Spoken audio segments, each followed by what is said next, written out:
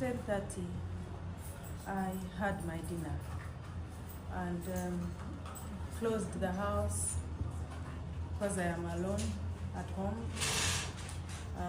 The people that we live with in our home, each one of them retreated to their place of abode. So when I switched off the lights in my bedroom, I switched on my side bed light to read at least 2 pages of the book I was reading. Then our askari called me. He told me these men have broken again, but this time they are more in number and they are not in the same uniform as that group that normally comes. So he said there are many, just prepare. So I asked him where he was, and he told me he was in a safe place. Our place is a very big place. He was in a place where we pump water from. So I switched off the phone, switched on the lights, put away some phones, and then locked the bedroom. But then I saw that wasn't wise. I opened the door to the veranda to get at least a video, some evidence, because such a number, I knew when they come, they'll take away every kind of evidence. So I took a video and sent it to my son and told him, Solomon, these people are here, but this time it's a bigger number, it's a different group. He said, can I post this? I said, please post it. Then I called our other son. I call him son, but I called Dax. Dax is Bobi's younger brother. I called him and said, Dax, this is the end. He said, what do you mean? I said, these people are here. So I locked the bedroom and then I walked downstairs. They had already put ladders at the front of the house. On those stairs, they had put ladders and were climbing to come to the veranda of our bedroom. So I locked the bedroom and walked down. Then I went to the bathroom, the general bathroom downstairs, and I called one of our neighbors. Everyone I called actually picked up very fast. I told him, we are in trouble, please alert the neighborhood. In that moment, they started saying in Lunyangore, Igura. Then I came out of the bathroom and came to the sitting room. They were in the windows. Every window that you see on that house had like 7 people peeping through it. They said, Igura. And I said, Tinkuzabu Igura. They literally meaning open. And I said, I'm not going to open. Then I sat on the stairs. And they broke the door, broke the windows. A swarm of men, big muscles, height so high, they looked the same.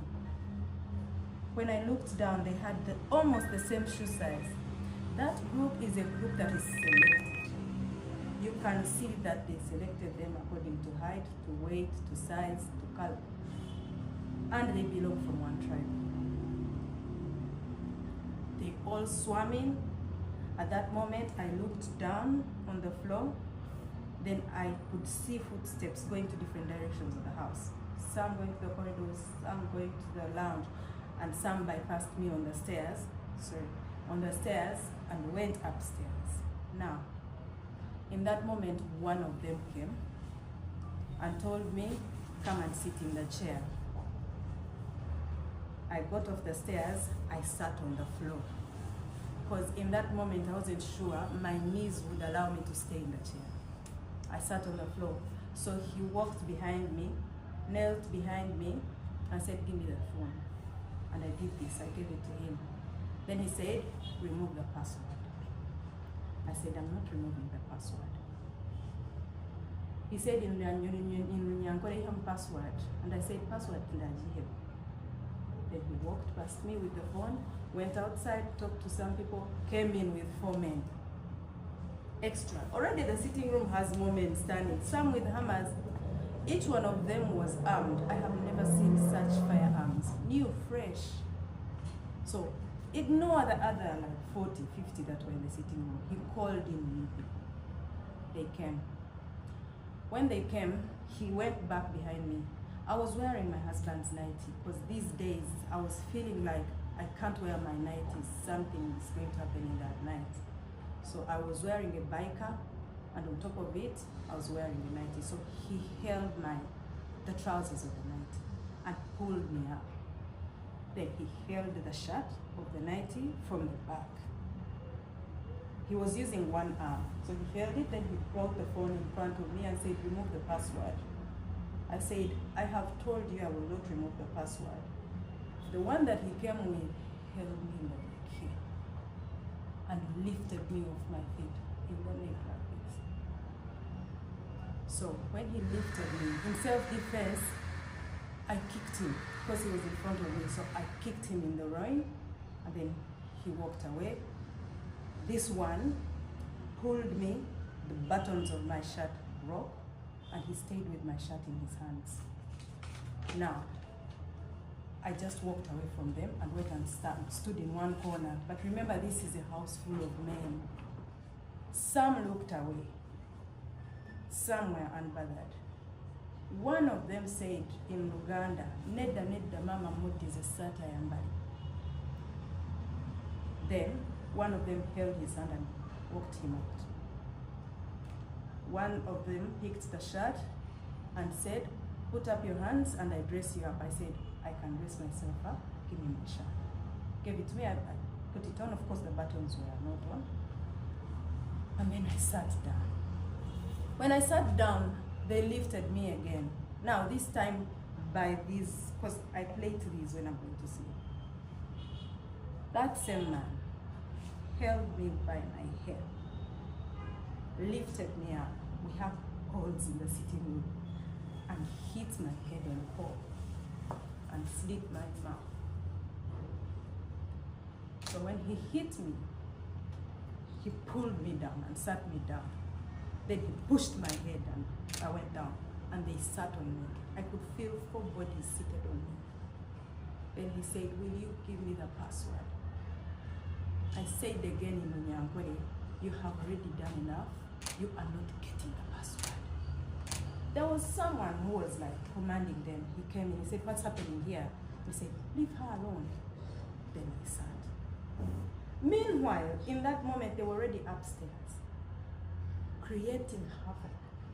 The ones who were outside were beating our askari and the other boy that we live with. Some other group was already in our helper's room, picking her up from her house. Now, they bring her, she's holding her cross and her Bible. She is new, she doesn't know anything. They ask her, "Where is the controller room of these cameras?" She said, "I am new, I don't know anything." They bring in the askari. They want to take him upstairs. He says, "I have never gone that side. I don't know what's there." They ask him, where is the basement? And he said, "I am new here. I know nothing like the basement." They ask him, "Where are the children?" And he said, "The children went for holidays after Christmas. Where did they go?" And he said, "I don't know." So in that moment, they were already picking the camera controllers. They were already picking the MiFi. They were already picking all the phones in the room. They took AirPods, chargers, power banks, hoofers, radios, anything electrical, laptops, everything. These people were drunk. The house was stinking. So in that moment, I realized that it was not going to end. They took the girl out, they took the askari out, and then they started asking me, "So you brought your brother to run on the Kampala MP seat. Did he win? You think you can just bring foreigners and bring them in Kampala and think they will win in Unyankole?"